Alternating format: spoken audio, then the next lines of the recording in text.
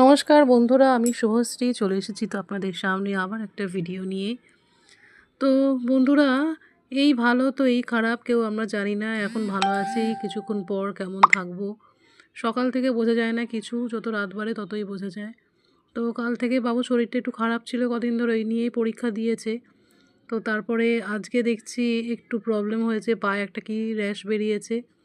আর তার জন্য ডাক্তারখানায় নিয়ে যাব, কালকেও পরীক্ষাও আছে, আমি চাই তাহলে নিয়ে যাই। তো বাবুকে নিয়ে ডাক্তার দেখাতে এসেছি এখানে।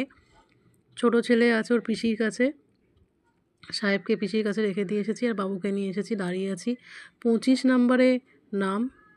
দাঁড়িয়েই আছি অনেকক্ষণ। সবে যখন গেলাম, গিয়ে পৌঁছালাম তখন ওই 8টা মতন বাজে। 11 নাম্বার গেছে।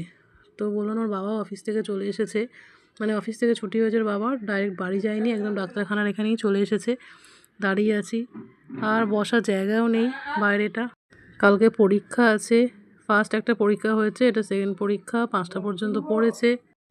আর ওয়েদারটা খুব খারাপ ওয়েদার, কখনো মানে এই যে ঠান্ডা আর এই যে গরম এইভাবে হচ্ছে না, একদম বাজে ওয়েদার। তো আমরা তো পরপর 3জনেই ভুগলাম। বন্ধুরা, তোমরা সবাই ভালো থেকো আর তোমাদের বাচ্চাদেরকেও সব সাবধানে রেখো। আবার পরের একটা ভিডিওতে দেখা হবে।